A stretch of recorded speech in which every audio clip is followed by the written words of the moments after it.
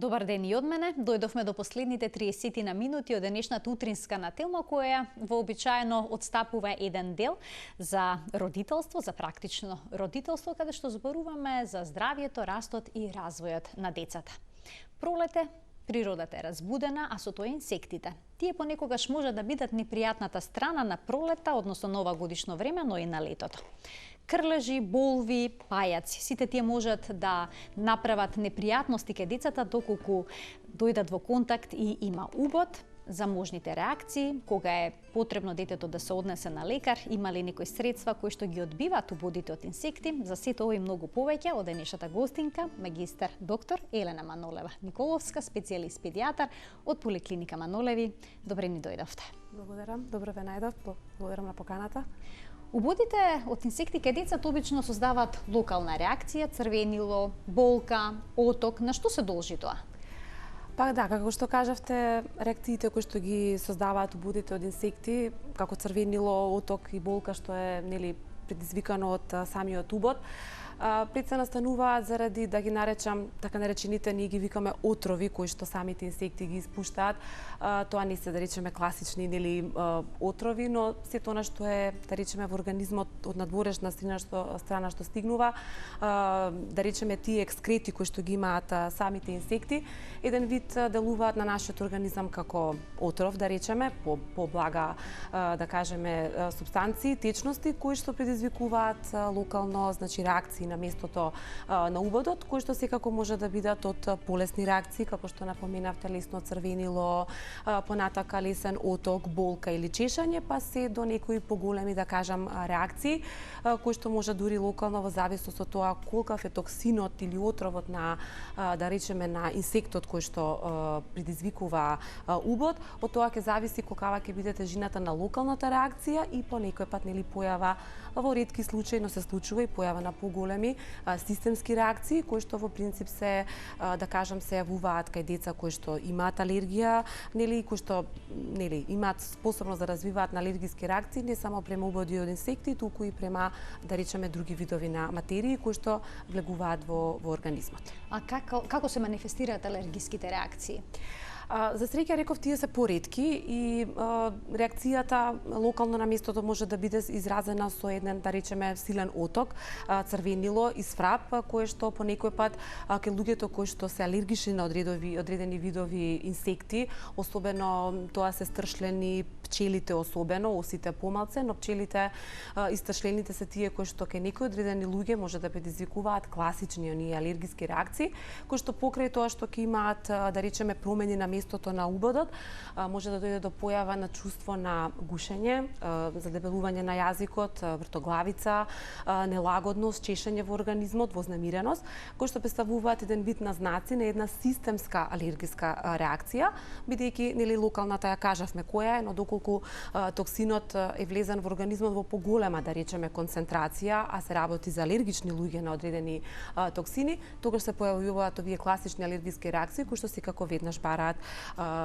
одредениот, дали ќе биде детето или ќе се работи за возрастен човек, да се јават на лекар како би се превземале соодветни мерки, поточно да се даде соодветна терапија. Од секогаш биле присутни алергиските реакции, но убодите од пчела и оса во последно време даваат многу почесто алергиска реакција отколку што тоа било случај во минатото. Дали можеби нашиот животен стил, исполнет со стрес, начинот на исхрана, храна полна со пестициди, е причината што имунитетот е всушност намален, па сега организмот реагира на ваков начин. Апсолутно се согласувам. Тоа се индиректни причини кои што предизвикуваат појава можеби на вакви поголеми реакции. Многу убаво и го објаснивте и го кажавте современиот начин на живење, преголемата изложеност на нашиот организам на различни видови на материи, бидејќи сите овие материи што ги набројавте, пестициди, разни видови на загадени од воздух, големата количина на прашина и разни видови на токсини кои што ги внесуваме во организмот преку храната и преку респираторниот систем, секако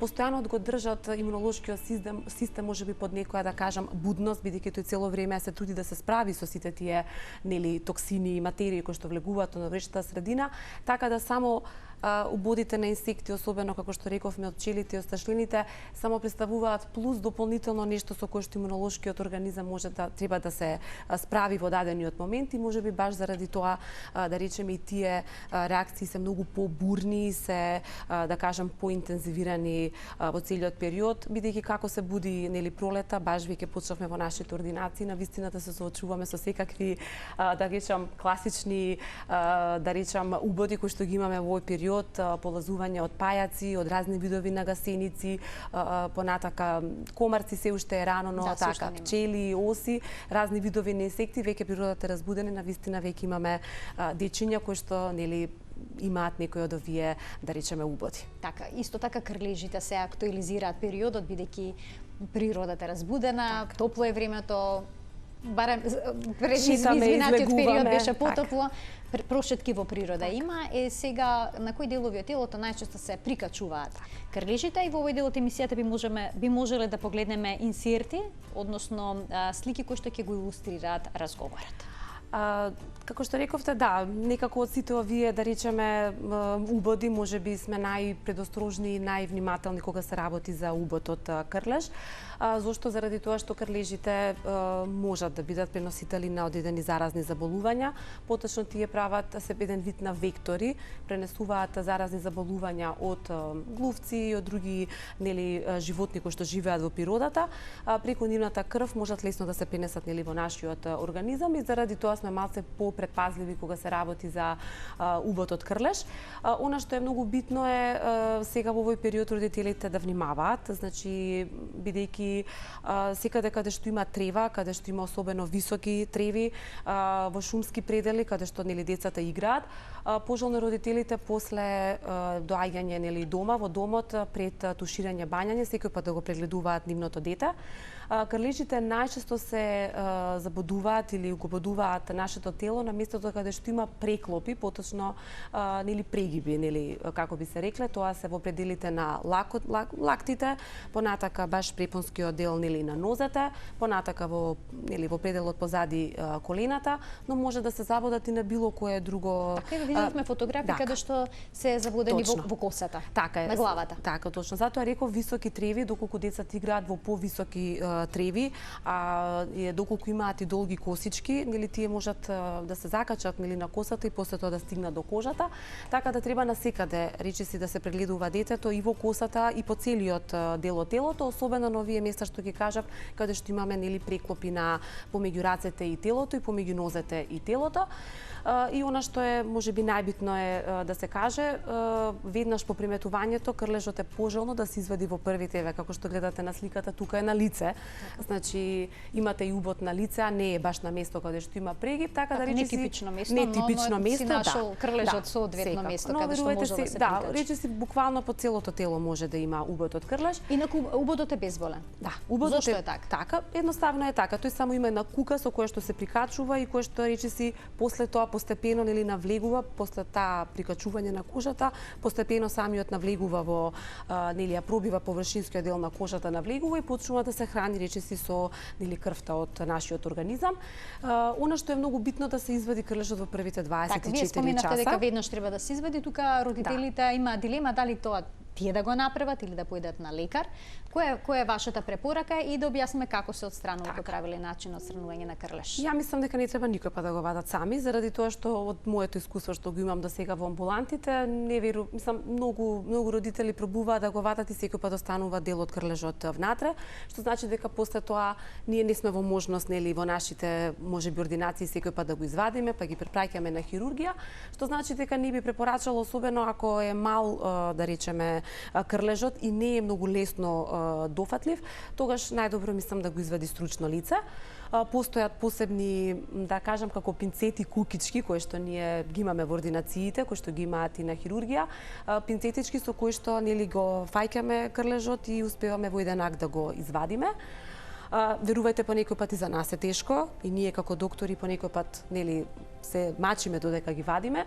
Она што е народно, луѓето прво ги мачкаат обично со масла, со алкохол. Не. Некои доближуваат дури и врел предмет. Не, тоа апсолутно нема потреба да се прави. Дали тука се комплицира можеби ситуацијата бидејќи крлежот се згрчува, па можно цела содржина стомача да ја излие во телото на детето. Тоа е и причината зашто не е дозволено да се прават сите овие работи, заради тоа што се смета дека целата содржина би ја внесол во телото и на тој начин е поголема можноста да се пренесат овие заразни заболувања за кои што зборуваме. Затоа значи не треба да се додава ни масло, ни алкохол, ни ацетон. Најдобро е значи веднаш да се јават на лекар, нели во првите 24 часа, значи веднаш по приметувањето. Така да како што кажавте, нема потреба од никакво дополнително мачкање, едноставно само да го извади стручно лице кое што може да го извади нели со инструменти кои што служат баш за вадење на крлеши. Да им дадеме можност на гледачите да постават прашања доколку сакаат да се вклучат во програма. Телефонскиот број е 3076 677. Денешна гостинка во студиото ни е магистар доктор Елена Манолева Николовска, специјалист педијатар од приватната здравствена установа Поликлиника Манолеви. Споминавте на кој начин се отстранува и обично потоа на местото на убодот на крлежот дали треба да има некаква трага? Во принцип нема, но може да има и тоа не значи дека е пренесена зараза. Тоа е многу битно дека да го кажам, дека секој убод и секоја да кажам присуство на страно тело, дали е тоа нели, дали е стакленце или е нели крлеж, нормално организмот локално на местото каде што се случува убодот да направи една нормална имунолошка реакција која што ќе се состои во лесно благо црвенило, можеби лесна реакција на чешање, но тоа не значи дека е пренесена зараза, туку тоа е само една локална реакција на организмот која што не значи ништо страшно. Секако треба да се внимава доколку во наредните после вадењето на крлежот на самото место на убодот дојде до појава на поголемо црвенило или да речеме до ширење на тоа црвенило на поголем дел од кожата. Тука е битно дека можеби настанала локална инфекција, нели заради тоа што е сепак еден вид на отворена рана, која што во овој период на лето, на прашина, на нели можност на секакво навлегување на разни материи на тоа место на раничка, го прави подложно да се инфицира, но секако тоа не е ништо страшно. Секако и тука бара потреба консултација со доктор, доколку е возможно се третира или локално со антибиотски масти или ако навистина реакцијата е поопсежна и посериозна, тогаш нели понатака може да се дадат и системски лекови, но во секој случај нема место од паника, доколку се примети после 24-72 часа од вадењето на крлежот локална реакција, повторно треба да се јават на преглед. Што доколку главата од крлежот останала во телото, односно во кожата на детето, дали постои можност од дополнителна инфекција или пак да преде главата од крлежот во крвниот систем и слично, некоја таква компликација, дали е возможна? Сега зависи за каде се наоѓа крлежот. Доколку крлежот се наоѓа, колку е попериферно и колку е да речеме во подалечни места каде што немате некој развиен преголем крвоток или немате поголеми крвни садови, ова што го зборувате е многу да кажам ретко и ретко се случува заради тоа што сепак вие имате кожа која што е изградена од неколку слоја, значи тоа не е така едноставно, поготово што крлежот ако остане само со главата, речиси нели тој се умртвува со самото тоа. Сепак останувањето на главата е битно заради ова претходно што го зборував, бидејќи организмот ќе се труди како страно тело да го исфрли, со тоа ќе предизвика локална нели реакција која што може да биде поопсежна и затоа вадењето на главата е од тоа првенствено е тоа причината зашто сакаме да се извади. Иначе не е баш тоа така едноставно дека ако остане главата дека тоа толку лесно може да преиде во крвотокот. Тоа се навистина ретки, дури мислам дека и такви случаи не постои, бидејќи сепак ќе кажам организмот и кожата се така градени, така се создадени, секое страно тело кој што влезе во организмот максимално да се потрудат нели да се справат со него, така да се исфрли. Имаме гледач на линија да го вклучиме во програма со прашање. Добар ден. Повелете во програма сте. Да прашам, доколку се закачи крлеш така на место, дали може ако сме ван Скопје добра да се стави на крлежот, например памук со оилтова зејтин или со нафта, така нешто, па после на известно време да се извади со пинцета, обратно кон селките на часовникот што се вртат. Така, ви благодарам што се вклучивте во програма. Па тоа е во принцип тоа што го прават секој пат нели луѓето. Сега доколку се навистина нели има луѓе кои што живеат во села, се далеку од амбуланти. И тоа е првото што луѓето го прават. Сега би било пожелно нели да не го прават тоа. Сега не сум за масло и за нафта да ставаат, може да пробат со јаболков оцет или со алкохолен оцет, кој што е да речеме, има јак мирис, многу лесно само, значи без многу да го стиска, заради тоа што рековме, нели поентата е да не се вбризга целиот да речеме содржиноста да така. Може значи да се стави лесно памукче за да постои да речеме одредено ошаметување, не вие не можете да го мртвите крлежот, не се умртвува така лесно. И можеби ако навистина немате опција да отидете некаде до најблиска амбуланта или навистина сте многу далеку, може да се проба, но сепак нели ризикот останува на тој што ќе проба и доколку навистина не успее да го извади, како и да ќе мора да се јават нели во најблиската амбуланта да видат што поратак. Така. Откако ќе биде отстранет крлежот, дали е потребна некаква превентивна терапија? Некои лекари советуваат да се прими вакцина тетанус, дали таа секогаш неопходна? Така не. Што се однесува за возрастните луѓе, да. Кај возрастните индивидуи некаде нели последната доза серум вакцина против тетанус се прима на 18 години, таа некаде штити во првите 4-5 години после тоа. Значи за сите повозрастни луѓе кои што имаат убот од крлеж, значи да, треба да се прими тетанус, но за децата кои што имаат убот од крлеж, а кои што се редовно имунизирани по календар, нема потреба да примаат ниту серум, ниту да примаат вакцина за тетанус, а кај оние деца кои што немаат редовен вакцинален статус, ќе мора да се направи консултација и со педијатар и со инфектолог, да се види нели до каде да речеме имунизацијата стигната и дали во тој случај се одредува дали детето ќе прими само серум или ќе прими и серум и вакцина во 3 дози, но тоа оди сепак преку одделите за имунизација, кои што нели во консултација со нив се договараме доколку нема редовен статус на имунизација, тогаш да се прими нешто од ова, иначе кај сите деца кои што се редовно имунизирани нема потреба од примање на серум против тетанус. Така. Имам уште еден гледач, да го слушнеме неговото прашање. Добар ден. Јас имам големо искуство со крлежи, на викенди што има трева и висока и ниска. Имав пробував сама да вадам со пинцета нагоре, па најлош начин останува главата, значи па така мора на операција. Ама не ми јасно зашто не спомнувате, посебно тие на села што се далеку, дека со пинцета да се врти без да се влече нагоре, многу ефикасно се вадат крлежите. Многу лесно и многу ефикасно. Само да се фати убаво и да се врти. Така, ви благодарам што се не го спомнувате, така, емисијата е во тек, значи обратно стрелката на часовникот. Така го рече тоа и го, да, но како што рече госпоѓата, таа вадела неколку пати, а некој кој што прв пат се судрува со убот од крлеж, не е баш тоа така едноставно, земете и само завртете го обратно во стрелката на часовникот, заради тоа што, како да ви кажам, кога ќе видите дека вашето дете е убодено од крлеж, секој родител паника го фаќа. Мислам, тоа е нормална реакција. Второ, да не заборавиме дека не секој се чувствува способен дека може туку така едноставно да земе и само да го заврти. Така да, значи тоа е индивидуално. Доколку некој навистина се осеќа дека може тоа да го направи, значи смирено, сконцентрирано, бидејќи крлежите може да бидат многу мали, но може да бидат и поголеми. Да, доколку е поголем крлежот, можеби ќе успеете лесно да го фатите, но имавте една слика баш кај детето, убодот на образот беше, мислам дека тоа беше многу мал крлеж, така да не е баш тоа така едноставно ќе земете. Прво се, второ се работи за детето. На сликата дете, колку е тоа вознемирено, колку ќе мрда, колку ќе се плаши. Така да, за некој кој што, како рече господјата, имала 10-15 убоди, можеби звучи едноставно, во природа. Но за оние луѓе кои што прв пат се судруваат и не мислам дека е баш така едноставно, така да секој кој што не се осеќа дека може да го направи тоа лесно и едноставно или е спремен да го направи тоа, секако за тоа постоиме ние, докторите и институциите, за да нели се справиме со тоа. Гледачката кој што предмалку се вклучи објасни дека во природа луѓето кои што престојуваат имаат вакви искуства, дали крлежите може да пренесат некои болести кои што може да бидат и животозагрозувачки? Секако да.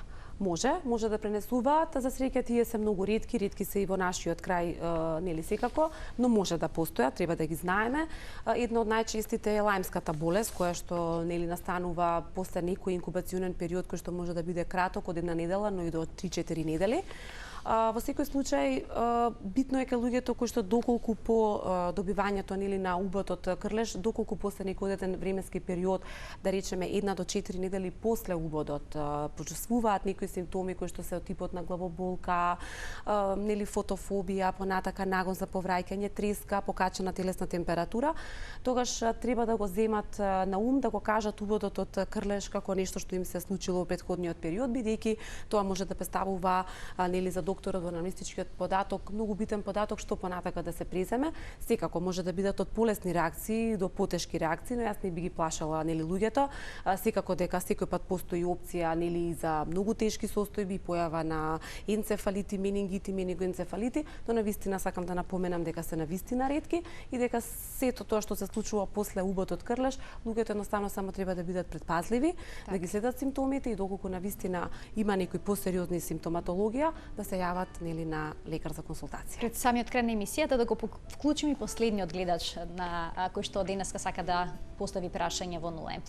Добар ден. Добар ден. Повелете. Поздрав до вас во студиото. Ви благодарам. На стручно лице хирург кој што на 35 години се занимава со оваа проблематика. Од моето искуство и знаењето. До денеска во овие 35-6 години ни еден случај на крлеж изваден алпички, како што гледачите мислат дека се вадат крлежите, не е изведен целосно. Тоа најдобро се потврдува со обична лупа да се прегледа местото каде што било каснувањето од крлежот. Имено, скоро во 99% останува дел од главата или од пипците. Така, да препорачувам од стручна литература и она што го знам, да секогаш преку матичен лекар сите пациенти, не е важно дали се работи за дете или возрастен човек, да се упатат во хируршка амбуланта, каде што стручно ќе се отстрани крлежот. Отстранувањето на крлежот стручно е на тој начин што се екстирпира, односно отстранува целосно крлежот со делот од кожата на кој што е прикачен, кога се работи за пресно каснување од крлеж. Ние имаме многу пати случаи по 2-3 дена крлеж со инфекција загноена, тогаш ексцизијата, односно отстранувањето пошироко ќе е на кожата, а препораката дали ќе се ординира антибиотик, серум, е во координација со инфектолог секогаш и секогаш се препорачува контрола доколку во рок од 24 или 48 часа се расширува инфекцијата, односно се појавува не само црвенила, него и други симптоми. Може да се јават и трески, и температури, кога има инфекција на организмот, дури и системска. Значи, сите со различни хемикали сум имал така, сето тоа е неуспешно. Така, сето тоа е неуспешно. Веднаш да се јават на лекар.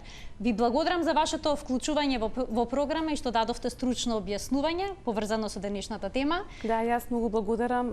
Баш хирурзите се тие кои што најмногу нели ги отстрануваат крлежите и мислам дека благодарност на колегата што се јави го потврди речиси целото тоа што го зборувавме, дека без разлика на се никој да не се обидува сам да вади крлеж. Најдобро е тоа дали во матичните амбуланти или на хируршките оделенија, најдобро е да се изврши правилно вадење на крлеж за да нема понатака нели понатамошни последици од местото на убодот. Ви благодарам што бевте наша денешна гостинка и благодарам и на гледачите што не следеа со внимание. Тука го заокружуваме денешното издание на магазинот за родителство 0N+. Се гледаме секој работен ден од 12 часот некаде до 12:25, 12:30. До гледање.